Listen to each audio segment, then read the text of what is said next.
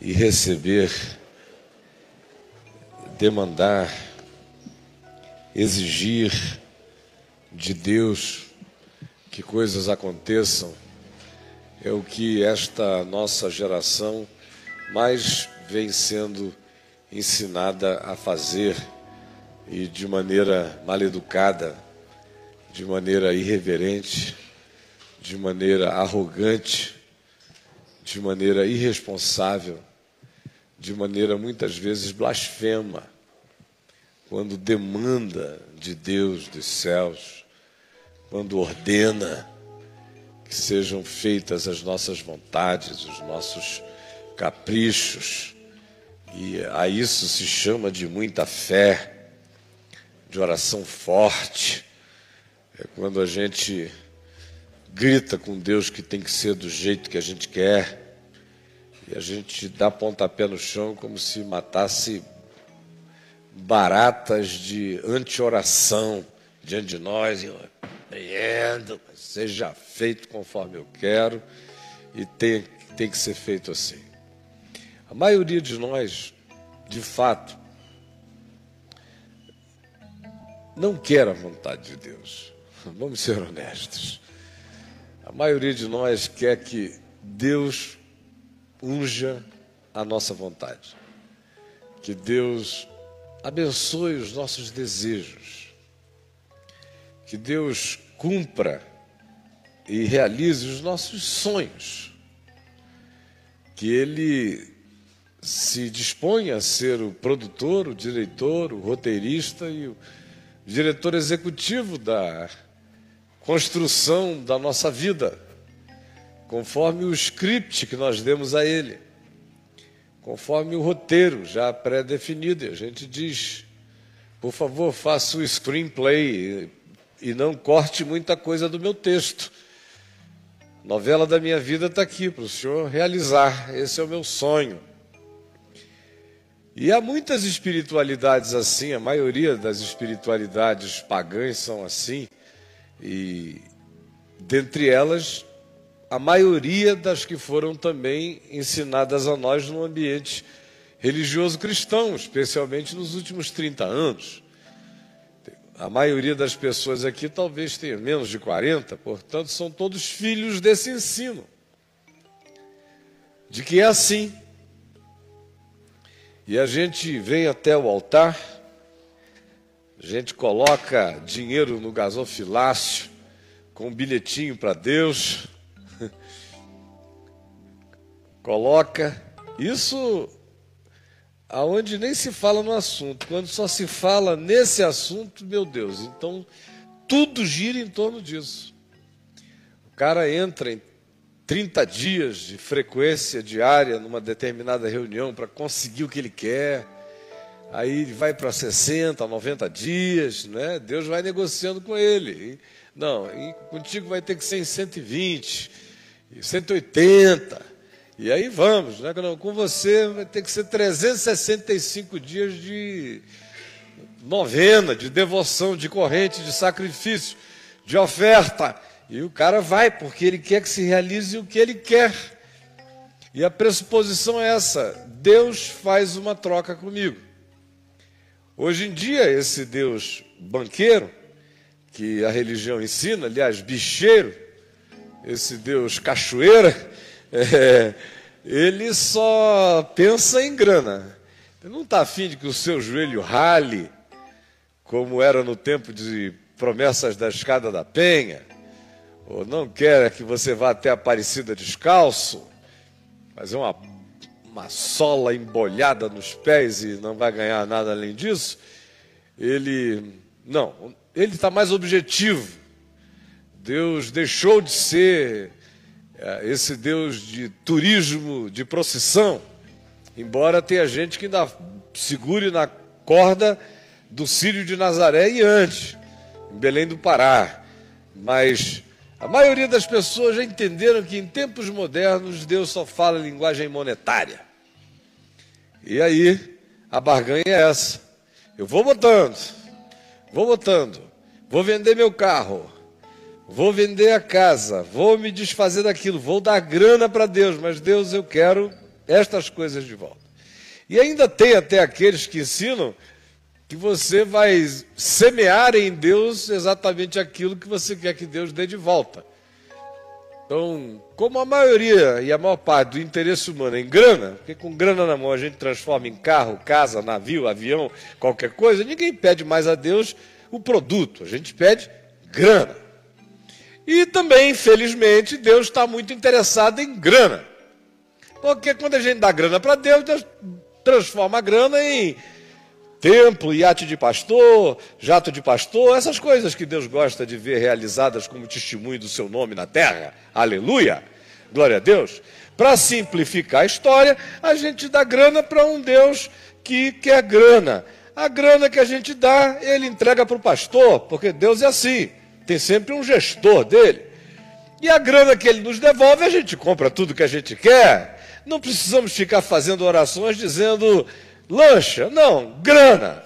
Casa, não, grana. Grana compra tudo. Deus me dá grana e o mundo é meu. Esse é o espírito, é isso que é. O resto é blá, blá, blá. Mas as pessoas só não pedem grana quando a grana não compra aquela coisa. Tem umas que até compram. Tem pinto à venda por grana. Pepeca à venda por grana. Tem um monte de coisa também à venda por grana. Mas quando o outro que está do lado de lá não é um vendável, aí tem gente que se esfola aqui dizendo, Deus, quanto é que custa essa mulher? Em termos de oferta no altar. Quanto custa esse homem para se separar em termos de dízimos, ofertas e frequências? Quanto custa, meu Deus, aquela mulher dele, ele me fala na cama, no motel, como ele é infeliz. Senhor, eu te peço, liberta-o daquela esposa infeliz, traze-o para mim, Senhor, é tudo que eu quero. E eu me consagrarei, eu o converterei.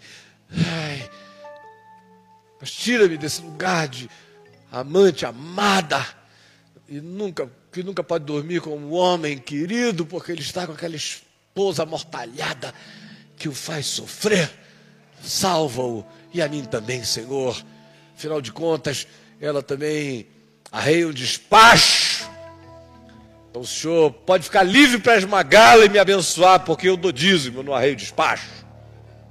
Aleluia. Glória a Deus. Não aborreço eu, Senhor, os que te aborrecem. Aborreço-os com ódio consumado. Para mim são inimigos de fato. E assim caminha a humanidade. É.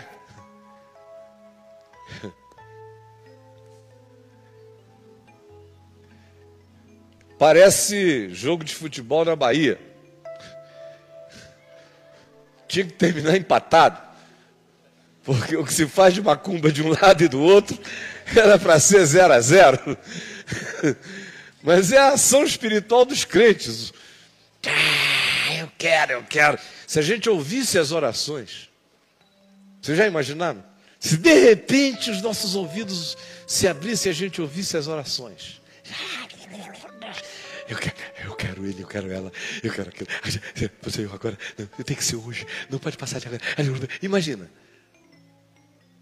Só pense nas suas. Ouça os seus pensamentos. Olha o bafo que sobe. E a gente chama isso de oração. Esse bafo de desejo, essa gula da nossa alma cobiçosa, obstinadamente necessitada de realizar o seu capricho como realização de um ideal e significação da própria vida. Aleluia. Esses somos nós. No Salmo 106, falando de gente como nós, nos diz, nos versos 14 e 15, Salmo 106, versos 14 e 15, que nos dizem exatamente assim, começando no 13, cedo, porém, se esqueceram das suas obras, das obras de Deus em favor deles, do povo de Israel caminhando no deserto após a saída do Egito. Cedo se esqueceram das obras libertadoras de Deus, dos livramentos, do Mar Vermelho, da vitória sobre os opressores. Logo esqueceram. E não lhe aguardaram os desígnios, significando dizer, não esperaram o cumprimento dos desígnios de Deus. Cedo se esqueceram da mão libertadora de Deus e não tiveram a paciência, a serenidade e o descanso de esperarem na promessa, de esperarem nos desígnios em paz. Antes, entregaram-se à cobiça, ao desejo cobiçoso, à sofreguidão do possuir, do ter, e tentaram a Deus na solidão do deserto, provocaram a Deus com os seus caprichos e com a sua cobiça. Então, ouçam só, então, concedeu-lhes Deus o que lhe pediram, mas lhes fez definhar a alma. Vocês podem ler comigo em voz alta isto aqui? Concedeu-lhes o que pediram, mas fez definhar-lhes a alma. Mais uma vez, todos nós em voz alta. Concedeu-lhes o que pediram, mas fez definhar-lhes a alma. É o que eu vejo acontecendo a esta geração, por exemplo, de cristãos no planeta Terra. Nos últimos 30, 40 anos, houve um levante crescente dessa espiritualidade da cobiça, espiritualidade do capricho, espiritualidade da minha vontade, a espiritualidade do meu desejo, a espiritualidade que é a projeção dimensionada que haverá de materializar-se, porque assim Deus o fará pela energia linguística, quântico-linguística da minha declaração de fé rema, que vai materializar o que eu quero diante de mim, e Deus obriga-se a assim fazer. É o que está difundido e vem crescendo há 40 anos e nos últimos 15 tomou a alma de todo mundo. E o resultado também já está presente. Qual é o resultado? Teve gente que pediu dinheiro, ficou rica. Teve gente que pediu homem, ganhou macho. Teve gente que pediu mulher, obteve fêmea. Teve gente que pediu casa, tem uma propriedade. Teve gente que pediu trabalho, salário e ganhou. Teve gente que pediu saúde, saúde, saúde, ficou curado. Mas foi só isso que quiseram. Foi só isso que pediram. Isso pediram, por isso lutaram, por isso se esmeraram, por isso se sacrificaram, por isso gemeram, por isso transigiram, por isso se esfolaram, por isso brigaram com Deus, por isso tentaram a Deus, por isso disseram que eram infelizes até a morte, a menos que fossem atendidos. E o estranho é isto, é que diz a Escritura que o Senhor, num dado momento, disse, tá, vivam com as consequências dos desejos de vocês. Vocês querem? Então tá bom. Concedeu-lhes o que pediam, mas fez morrer-lhes a alma.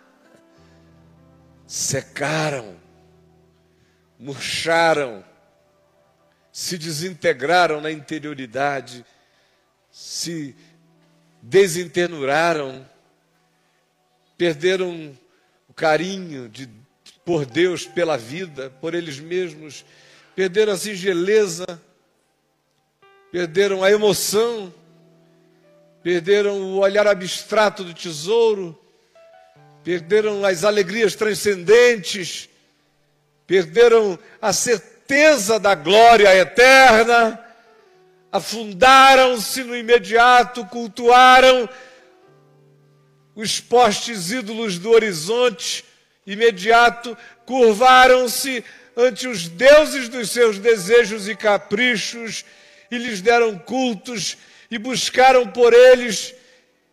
E o Senhor concedeu que tivessem o que obstinadamente queriam, mas lhes deixou perecer, definhar a própria alma. Gente, conseguir coisas não é difícil, basta ser obstinado. Não são os mais inteligentes, nem os mais sábios, nem os mais necessariamente bem relacionados, os que alcançam determinadas coisas, mas com certeza sempre o são os obstinados, para o bem e para o mal. A mão diligente para o bem realiza proezas. A mão diligente para o mal realiza tragédias. E a mão diligente, em busca dos seus próprios caprichos, da realização dos seus próprios interesses, vontades e ambições, também realiza coisas impensáveis. Olhem a vida em volta, olhem o mundo. Vocês acham que Dubai foi construída por orações? Abu Dhabi? Vocês acham, olhem em volta o mundo, que foi a piedade, o amor, a compaixão, que construíram essas obras monumentais do planeta e que mantém o sistema mundano, global, rodando como um monstro insaciável? Não, é a obstinação humana. Eu conheço o poder da obstinação, porque eu já fui muito obstinado, muito. Obstinação, para mim, era a mesma coisa que respirar. Enquanto eu não conhecia Deus, a minha obstinação me levou aonde eu quis e até o inferno.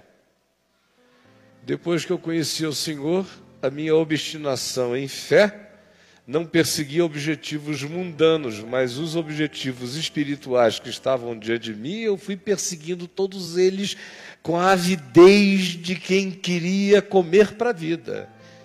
E realizei tantas coisas.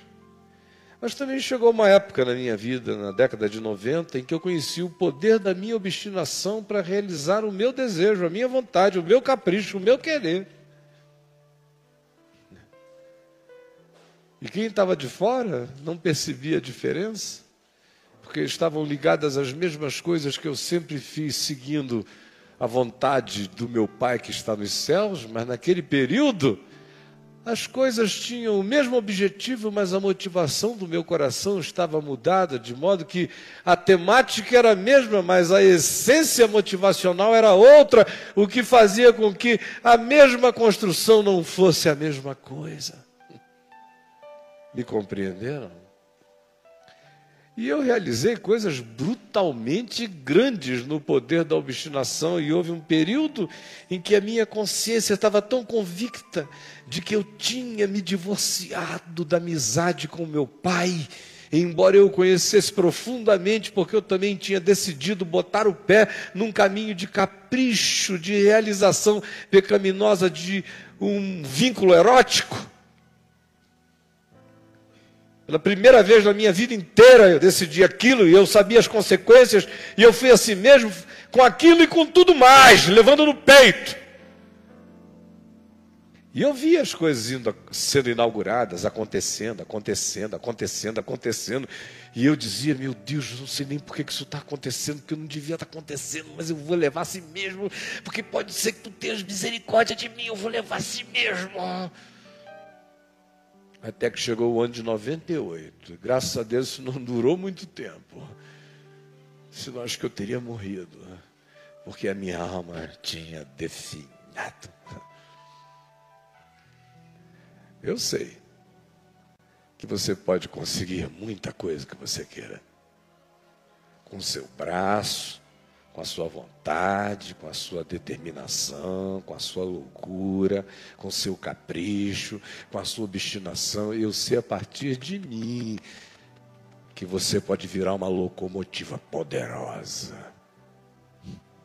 Mesmo com a consciência dizendo a você, Deus não está nisto. Eu não lhes conto de um outro, eu lhes falo de mim. Para lhes dizer, você pode conseguir o que você quer, mas ficar com a alma seca. Essa é uma realidade tão chocante e que nos atinge com tanta frequência, porque nós não discernimos pelo menos 4 coisas que a gente precisa discernir. Vocês estão aqui comigo, prestando atenção? A primeira é que é preciso tomar todo cuidado com espiritualidades baseadas em objetivos. Você pode repetir isto comigo? É preciso tomar todo cuidado com espiritualidades baseadas em objetivos materiais, mensuráveis. Todo cuidado. Aqui no deserto, eles queriam. Deus concedeu-lhes o que queriam. Quando o que eles queriam chegou, eles disseram, fomos atendidos. Porque eles tinham o quê? Um critério objetivo de avaliação do resultado. O que eles queriam? Comidas do Egito. Sobre isso que eles estão reclamando, é um cardápio. Briga de cardápio. Ingratidão pelo cardápio. Porque agora eles não trabalhavam mais, só caminhavam, não tinham que se preocupar com a direção. De noite tinha uma coluna de fogo, à noite uma nuvem, e de dia amanhecia o arraial cheio de maná, que era algo que eles pegavam e era doce como mel à boca e que os nutria como um pão que caía do céu. Porque eles não tinham o que comer, eles eram milhares, chegando a 1 milhão naquele deserto. E aí eles reclamaram e disseram, por que o Senhor nos tirou do Egito? Aquela comida do Egito, as cebolas do Egito, os alhos do Egito, as carnes do Egito, os temperos do Egito, aquela coisa maravilhosa no Egito, a gente fazendo pirâmide, trabalhando naquele fogo desgraçado, levando chicotada para lá e para cá. Mas aquelas cebolas, esses alhos, doía nas costas o alho. Deus! Que libertação, mas desgraçada, de um cardápio único. A gente quer comida do Egito. Aí eles fizeram e aconteceram. Quase mataram Moisés e Arão. Foi um pandemônio. Aí o Senhor interveio. Disse, Moisés, calma. Porque Moisés disse, que culpa tenho eu, Senhor? Eu não pari esse povo. Eu tinha fugido de tudo. Eu não queria nem ser hebreu, nem ser egípcio. Eu não queria nada. Eu queria ficar no deserto. O Senhor mostrou uma sarça. Olha o que deu na minha vida. E agora está esse povo todo aqui na minha presença, reclamando de comida. Me leva. Foi o que Moisés diz. Me mata, ó Deus, mas me salva desse povo. Me salva do teu povo. Aí o Senhor disse, calma, Moisés, eu vou salvar. O que eles querem? Querem carne, Senhor. Então eles vão ter carne. Quando foi no fim do dia, eles viram aquela nuvem, sabe? Aqueles mísseis voando do Mediterrâneo. Codornizes, codorninhas. Lá vinham as codorninhas. E o povo aqui cantando, eu quero ovo de codorna para comer. E ela viu ela. Tá! Os milhares voando baixo, os caras estavam matando codorniz assim, ó, no tapa. Pá, pá, pá, pá, pá, pô, pega a tua, pá, cortada. Pô, estava lá, comeram codorniz até não poder mais. E o texto diz, estando eles comendo a comida, a praga lhes desgraçou. Enquanto eles comiam, a ira do Senhor se acendeu contra eles e o mal lhes veio. E você vai vendo a descrição de um estado de sequidão interior, que à medida em que os textos vão decorrendo, lá em Números, você vai vendo a sequidão de estio e, por fim, toda aquela geração morre no deserto. Concedeu-lhes o que queriam, mas fez definhar-lhes a alma. Porque é isso que acontece quando a gente desenvolve essa espiritualidade equivocada que se baseia em alcances e objetivos. As codornizes estão vindo? Aleluia, alcancei o que eu queria. O homem dorme na minha cama? Alcancei o que eu queria. Tive a notícia de que se separaram. Alcancei o que eu queria. Estou quase chegando lá. Semana que vem eu assumo a posição. Alcancei o que queria. E assim vai. De obstinação em obstinação. Não importa quem fica no caminho, quem sofre, quem é atropelado, quem é machucado, quem a gente engana, quem a gente dribla, a gente chegou lá. E só pode estar certo porque deu certo. Esse é o critério da maioria. Olha, eu ouço toda hora. Mas se Deus não fosse em favor disso, não teria deixado acontecer. Meu amigo, olha para o mundo. Você acha que Deus está em favor dessa maluquice aí?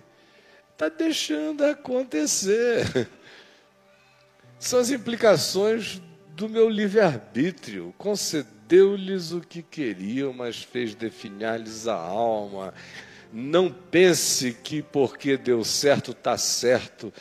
Há coisas que estão certas e que não dão certo, justamente porque são certas. Neste mundo caído, o que dá certo não necessariamente está certo, porque esse mundo é torto. E o que não dá certo não necessariamente está errado, porque esse mundo é torto. Nesse mundo caído, a maioria das coisas que dão certo não estão certas. E a quantidade enorme de coisas que não se permite que deem certo, certas estão. Você vai medir a sua vida pelo critério da objetividade do que realizou materialmente o objetivo, ou você vai andar segundo a consciência? É a minha vontade, ou seja feita a tua vontade, na minha vida, assim na terra como no céu? Segunda coisa que a gente tem que verificar com toda acurácia e cuidado em relação a isto, é o fato de que é muito fácil a gente se confundir em relação ao nosso êxodo da vontade de Deus, diferentemente do nosso êxito na vontade de Deus. Repita isso comigo. É fácil confundirmos entre o nosso êxodo da vontade de Deus e o nosso êxito na vontade de Deus. Toda hora eu vejo gente fazendo êxodos da vontade de Deus, nessa de estou conseguindo, está dando certo, Deus está me chamando. Não, você é só um obcecado, andando obstinadamente na direção da sua tara.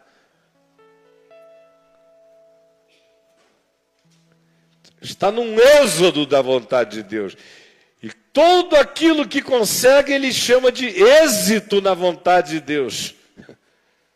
Para depois ir provando o fato real, simples e insofismável, de que a verdadeira bênção de Deus prospera e não defrauda, não arruína, não faz definhar a alma. Não traz pesar.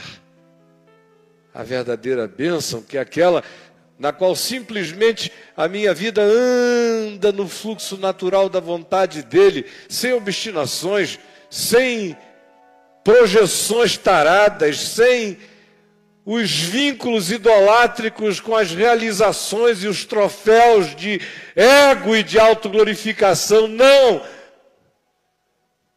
Com objetividade, sim. Com clareza, sim. Com vontades, sim. Com obstinações, nenhuma. Com perseverança, sim. Com tenacidade louca, não. Apresentando diante de Deus nossos desejos, sim. Fazendo deles caprichos, não. Lançando sobre Ele toda a nossa ansiedade, sim. Porque Ele tem cuidado de nós. Terceira coisa, nesta hora, que a gente tem que aprender a discernir, olhando para a simplicidade deste salmo, é que existe o perigo da gente pensar que a alma se satisfaz com essas exterioridades. Repita comigo, existe o perigo da gente pensar que a alma se satisfaz com essas exterioridades. Aí eu fico vendo essa igreja da prosperidade que está aí em volta, todo mundo insatisfeito, todo mundo com um comichão, todo mundo esburacado, todo mundo com uma carência, todo mundo com uma fliceta, todo mundo não sabe onde é que...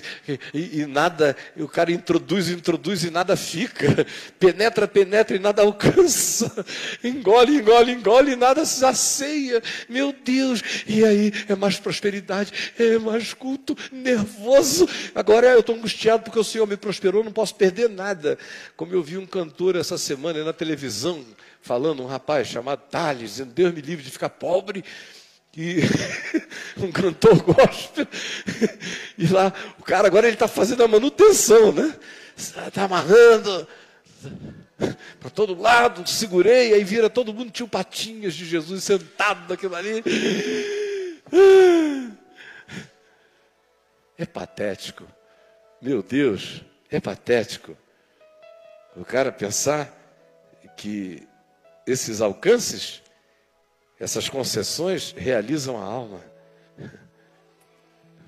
Frequentemente elas definham a alma da gente, elas arruinam a existência da gente.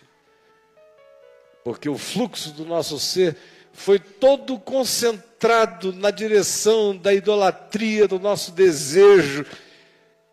E com esse fluxo foi a nossa alma, foi a nossa paz, foi a nossa confiança, foi a nossa serenidade, foi a nossa simplicidade, foi a nossa alegria no pouco, no que tem, no que é, foi a nosso contentamento.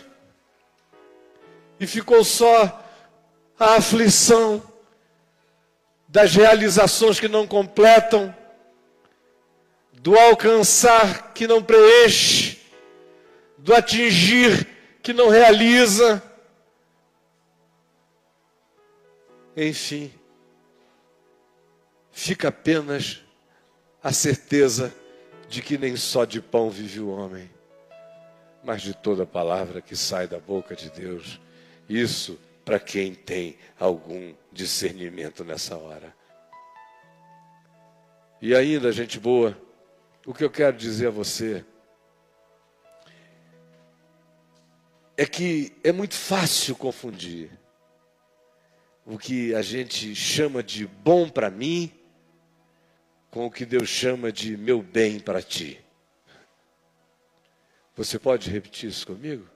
É muito fácil confundir o que eu chamo de meu bem para mim do que Deus chama meu bem para ti. É muito fácil a gente pegar e dizer tudo que eu acho bom e gostoso é a vontade de Deus para a minha vida. A gente inverte, a gente não faz como em Romanos 12, que diz: rogo-vos, pois, irmãos, pelas misericórdias de Deus, que apresentei os vossos corpos como sacrifício vivo, santo e agradável a Deus, que é o vosso culto racional, e não vos conformeis com este século, mas transformai-vos pela renovação da vossa mente, para que experimenteis qual seja a boa, agradável e perfeita vontade de Deus. A gente inverte isso tudo, a gente chega e diz: minha vontade é essa, meu desejo é isso, o que eu chamo de bom é isto, e Deus que se adapte à minha existência, que Deus reconheça que eu escolho os meus bens e os meus bons.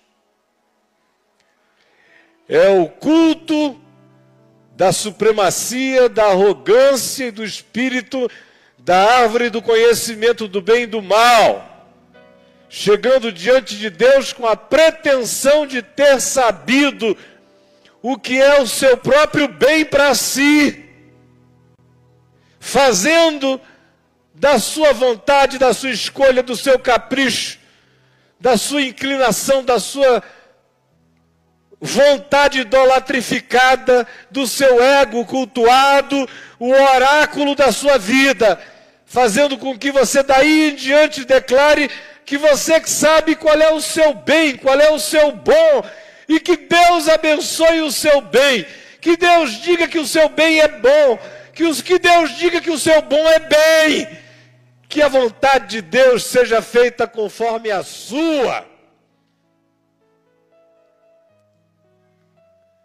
E este é o engano mais desgraçado que está aí, porque o diabo disse que como Deus nós seríamos conhecedores do bem e do mal, e a gente acreditou nisso.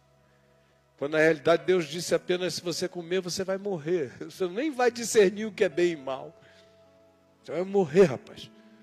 Aí o diabo disse: morre não, só fica como Deus, sabendo o que é bem e mal. Aí até hoje a gente está nessa. Vai para diante de Deus e diz para Deus o que é o bem e o que é o mal. Senhor, isso aqui eu não quero não, porque é mal. Me dá isto aqui, ó Deus, porque é bom. Aí Deus diz: qual? A daqui ou a daqui? Aí a gente diz: o Senhor é Deus, não sabe mais o que é bom nem o que é mal? O bom é o da esquerda, Senhor. É o que eu quero. Então me dá. Porque esse é o único bem que eu aceito, é o único bem que me fará bem, é o único bom que me será gostoso. Faze a minha vontade.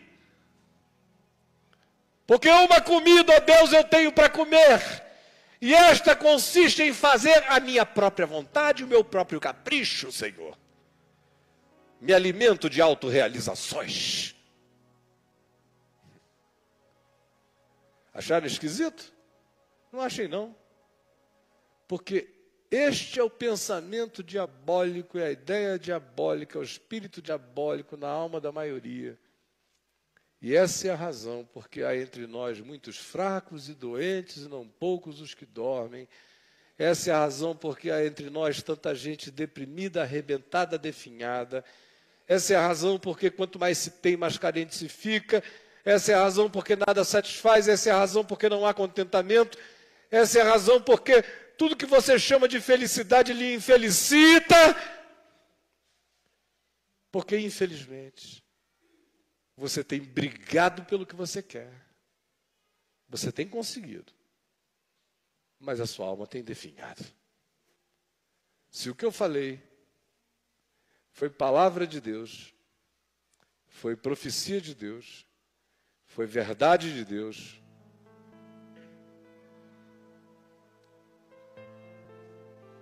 que o Espírito de Deus ilumine você e liberte você dessas obsessões, desses caprichos, dessas fantasias, desses cultos egóticos, desses deuses de vontade própria. Que o Senhor liberte você daquilo que está matando a sua vida. Que você abra mão. Que você diga: envia a tua graça. Eu quero comer o pão da tua vontade. Eu quero ser guiado no teu amor. Eu quero fazer sossegar e aquietar a minha alma como uma criança desmamada se afastela nos braços da própria mãe. Eu levantar-me-ei e farei o meu trabalho com diligência, com alegria e com gratidão, sem obsessões. Tudo que me vier à mão eu farei de todo o coração e por tudo darei graças. De modo que eu quero te agradecer por tudo aquilo que me parece bom e que a mim me chega, que me faça bem. Eu também quero te agradecer por tudo que não é gostoso e que a mim me chega, mas que me faz bem. Assim como eu quero te agradecer pelo discernimento das coisas que eu acho boas e gostosas, mas que me matam. Senhor, dá-me escolher o pão da vida, em nome de Jesus. Amém, amém e amém.